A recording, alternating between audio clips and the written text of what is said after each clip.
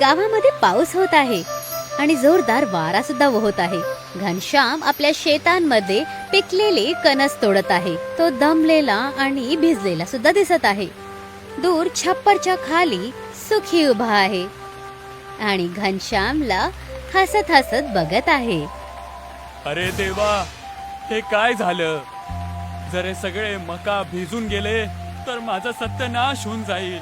माझी पूर्ण वर्षाची मेहनत पाण्यात चालली जाईल. सुखी त्याची खिल्ली उडवत बोलत आहे. अरे घनश्याम, कशाला एवढी मेहनत करत आहेस?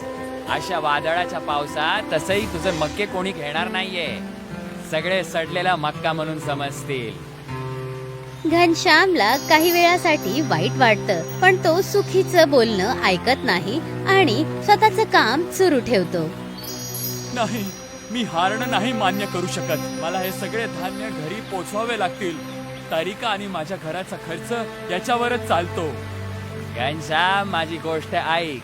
हे मक्के आता तुझ्या काहीच कामाचे नाही आहेत. यांना इकडेच सोडून दे आणि घरी जाऊन मस्त झोपून राहा, कारण पाऊस तर पूर्ण 2 दिवस चालू राहणार आहे. सुखी भाऊ, तुम्ही माझी मदत नाही करू शकत, पण निदान तरी माझा आत्मविश्वास तरी नका पाडू. मी माझी मेहनत अशी पाण्यात नाही जाऊ देणार. घनश्याम सगळी कणस एका पोत्यामध्ये बांधतो आणि आपल्या घराकडे निघून जातो. सुखी त्याला जाताना बघतो आणि हसायला लागतो. घनश्याम त्या कणसाची बोरी घेऊन घरी पुन्हा परत येतो.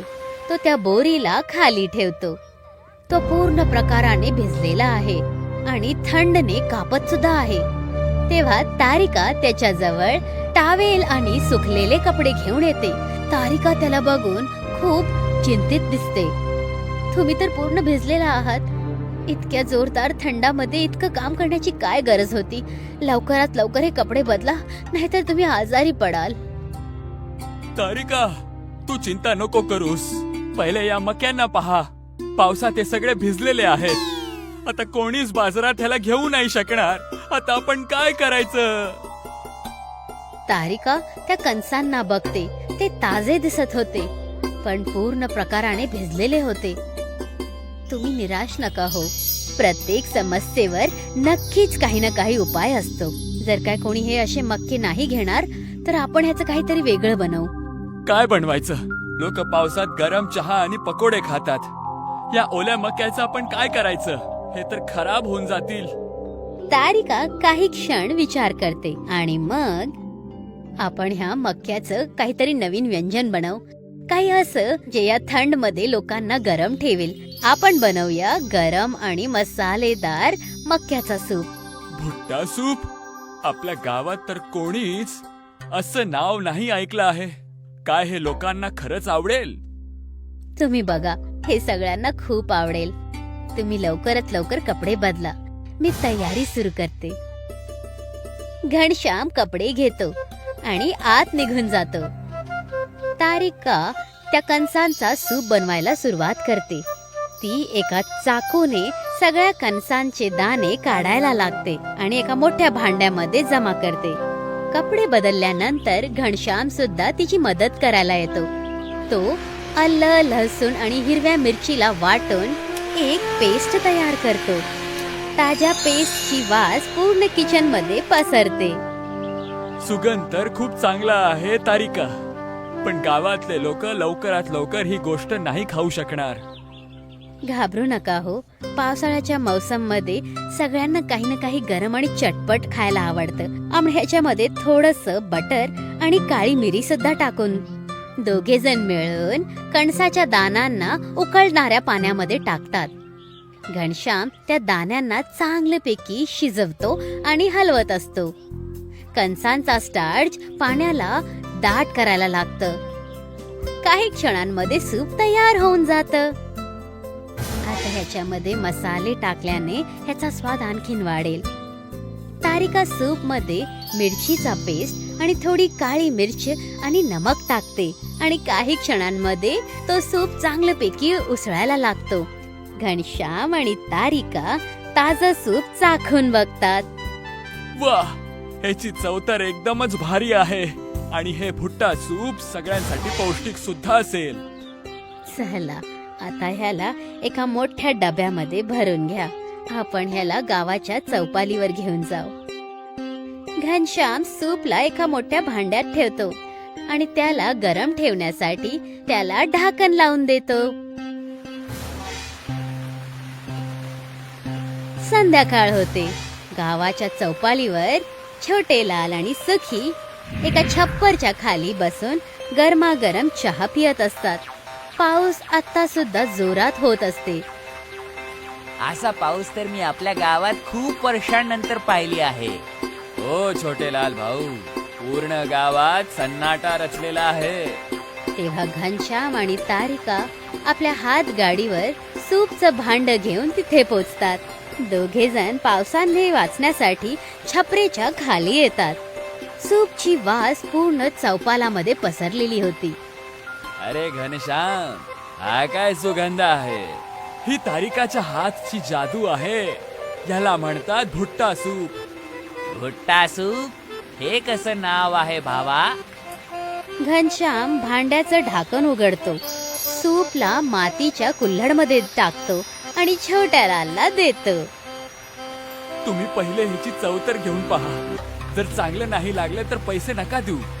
छोटे लाल पहिला थोडा विचार करतो आणि मग त्या सूपचा स्वाद चाखतो आणि मग त्याला ते ताबडतोब आवडतं. वाह, ही तर कमालच झाली. ह्याला खाऊन तर असं वाटत आहे की माझ्या शरीरमध्ये एक नवीन जीवच आलाय. काय खरंच? तुम्ही दोघं खोटं तर नाही बोलत आहात? तुम्ही स्वतः चाखून बघा. असा स्वाद तुम्हाला कुठेच नाही भेटणार. घनश्याम सुखीला सुद्धा सूप देतो. सुखी सूपचा एक घोट घेतो आणि त्याला सुद्धा ते खूप आवडतं. हे तर खरंच खूप चांगली आहे. घनश्याम, याला तू कशी बनवली? हे आमच्या घरातलं राज आहे सुखी भाऊ. जर अजून हवं असेल तर फक्त 5 रुपयात एक नवीन वाटी मिळेल. सुखीला सूपचा स्वाद खूप आवडतो, पण त्याला सूपचे पैसे द्यायचा विचार अजिबात आवडत नाही. रात्री सुखी आपल्या घराच्या चुलीजवळ उभा होता. चुलीवर पाणी उकळत होतं आणि त्याच्या समोर काही कुजलेले कणस ठेवलेले होते. घनश्याम या गावातला सगळ्यात गरीब शेतकरी आहे, तरी पण सगळे त्याचीच वाहवाही करत आहेत. मी पण भुट्टा सूप बनवणार आणि घनश्याम पेक्षा जास्त पैसे कमवणार. सुखी कणसाच्या दाण्यांना उकळणाऱ्या पाण्यामध्ये टाकतो आणि त्याला चालवायला लागतो. पण ह्या वेळेस पाण्यामधून धुगट यायला लागतो आणि त्या कुजलेल्या कणसांची वास यायला लागते. सुखी आपला सूप चाखून बघतो. हे काय? हे तर एकदम विषासारखं आहे. थोडीशी पण चव नाही आहे याला. वाटतं घनश्याम काहीतरी जादुई मसाला टाकतो सूप मध्ये. मी उद्याच माहिती काढेल. दुसऱ्या दिवस सकाळी घनश्याम आणि तारिका किचन मध्ये पुन्हा सूप बनवत होते. बाहेर अजून सुद्धा जोरदार पाऊस पडत होता. सुखी खिडकीच्या कोपऱ्यातून हळूहळू त्यांना बघत होता. तो तारिकाला सूप मध्ये थोडं काळं पावडर टाकताना बघतो. जसं तारिका सूप चालवत असते तेव्हा बाहेरून कुणाच्या ओरडण्याची आवाज येते. अरे घनश्याम भाऊ, कुठे आहात? ही आवाज ऐकून घनश्याम आणि तारिका दोघे जण किचन मधून बाहेर येतात. तेव्हा सुखी पुढे वाढतो. त्याला वाटतं की त्या डब्यामध्ये ठेवलेली ती काळी पावडर जादुई आहे. तो कशा प्रकारे त्या खिडकीतून त्या डब्याला उचलतो. सुखी तो डब्बा चोरी करतो आणि त्याच्या चेहऱ्यावर एक विचित्र हसू येते. आता घनश्यामची मज्जा घेणार. जसंच तो डब्बा उघडतो आणि त्याच्यामध्ये बघणारच होता तेव्हा एक हात त्याच्या कांद्यावर येतो. सुखी घाबरतो आणि ताबडतोब मागे वळून बघतो. तिथे आणखीन कोणी नाही पण गज्जूभाई उभा होता. यार, हा माझ्या समोर चोरी बोलला होता ना. चोरी करण्यात चुकीची गोष्ट असते. गज्जू भाऊ त्याच्या हातातून तो डब्बा वळून घेतो आणि सुखीच्या चेहऱ्यावर एक जोरदार मुक्का मारतो. सुखी घनश्याम, तारिका आणि छोटे लालच्या समोर येऊन पडतो. तिघे जण सुखीला बघून हैराण होऊन जातात. त्यांची नजर गज्जूभाईवर पडते जो आपल्या हातामध्ये स्वतः एक डब्बा घेऊन उभा होता. गच्चू भाऊ, हे काय? काय झालं? हा सुखी आपल्या व्यवहाराने सुधारणार नाही कधीच. तुझ्या रसोईमधून हा डब्बा तुझा चोरत होता. हा डब्बा? पण सुखी, तू असं का केलंस?